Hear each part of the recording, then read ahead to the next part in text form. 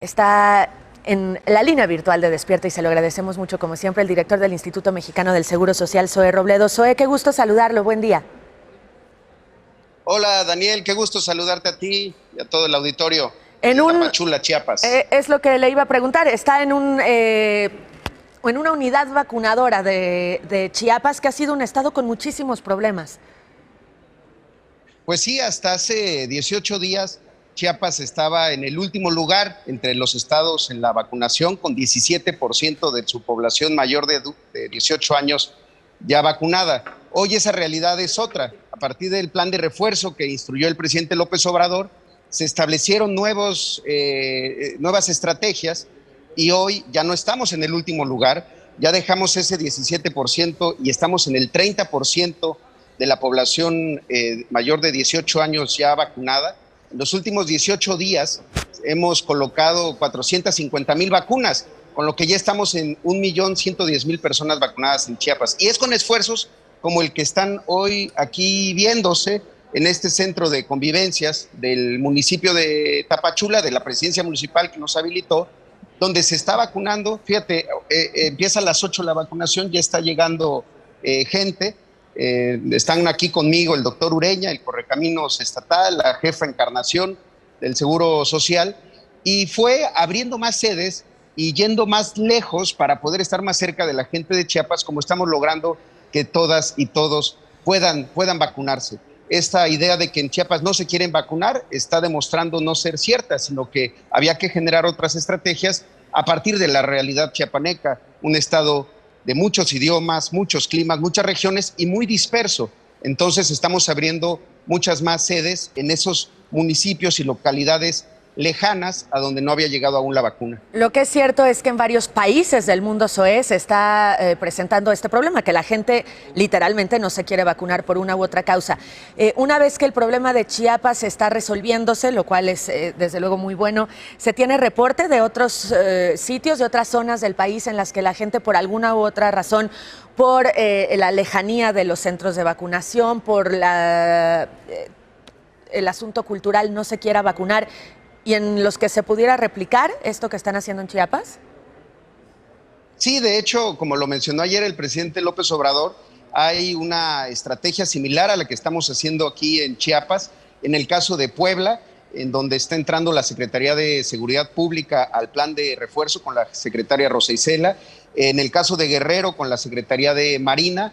Y Oaxaca con la Sedena, con el Ejército, porque eran los 4 estados que tenían el mayor rezago. Creo que cada estado tiene una realidad diferente que hay que atender.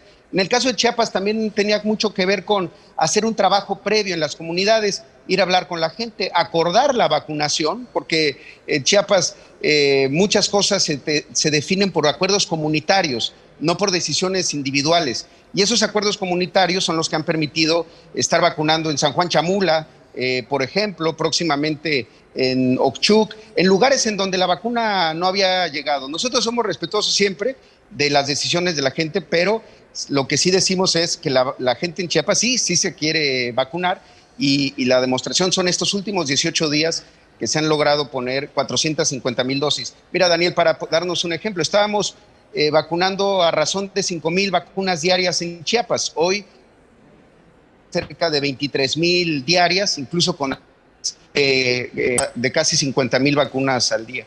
Y la verdad que en todo el país el nivel de vacunación está siendo extraordinario.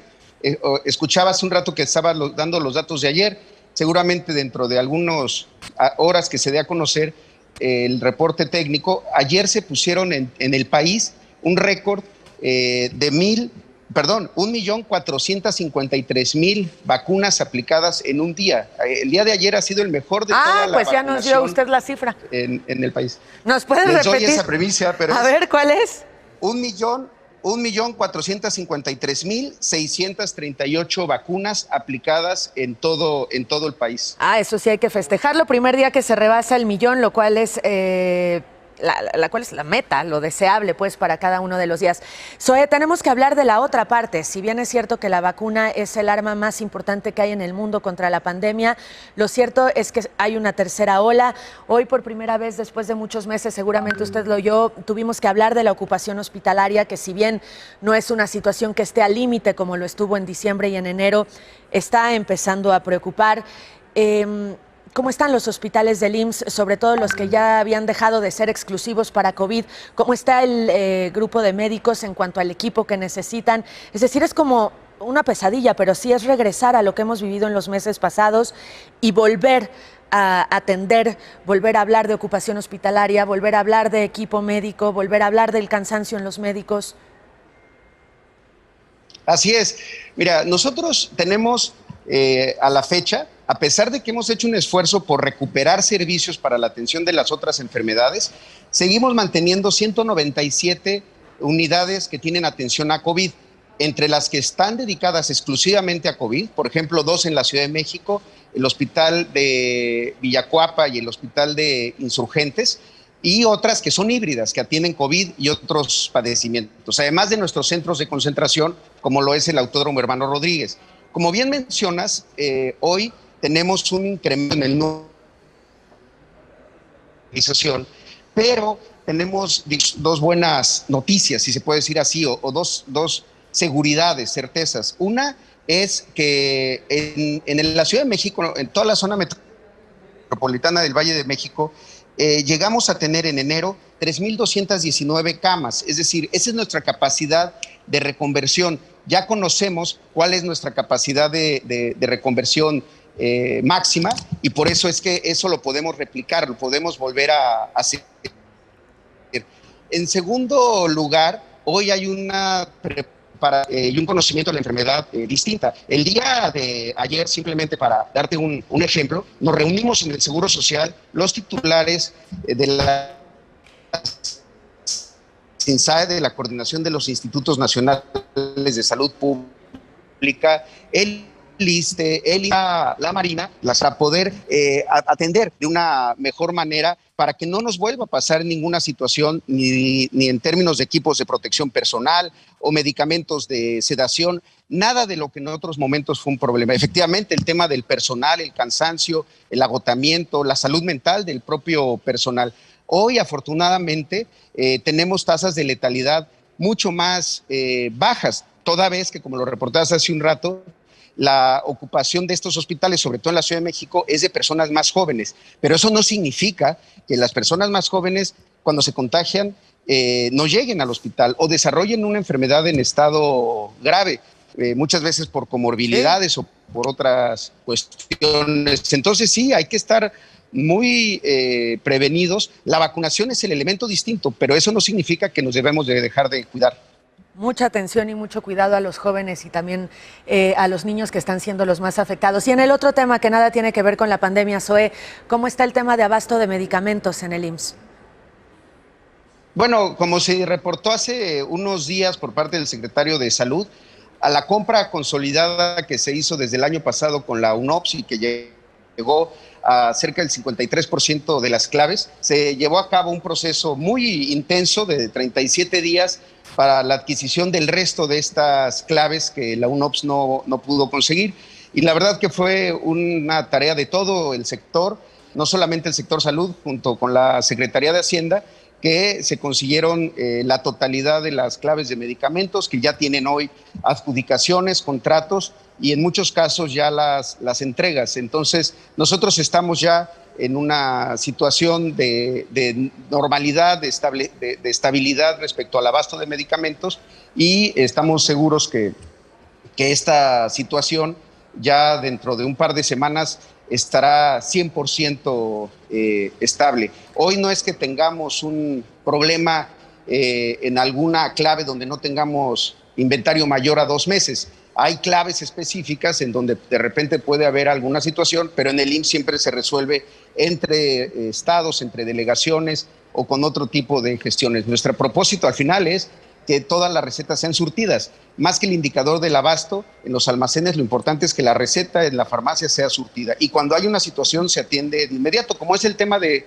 los papás y mamás de niños con cáncer, con quienes nos reunimos desde el 10 de septiembre, nos reunimos semana a semana, los miércoles, justamente a las 6 de la tarde. El día de hoy vamos a celebrar nuestra reunión número 46 y ahí le damos un seguimiento puntual, caso por caso, y no solamente a los temas de abasto, sino a los temas de atención médica y de cómo podemos mejorar. Estamos construyendo un registro y es impresionante, pero no teníamos un registro de niños con cáncer. No existía en el país. Ninguna otra administración se había preocupado por hacerlo y nosotros en medio de la pandemia lo estamos construyendo y ya estamos cerca del 80% de todo ese registro con los protocolos, pues como debe de ser para una institución tan grande como el Seguro Social.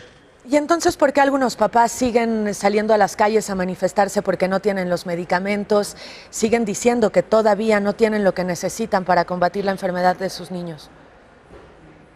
Mira, nosotros lamentamos siempre, respetamos las manifestaciones y todas estas expresiones.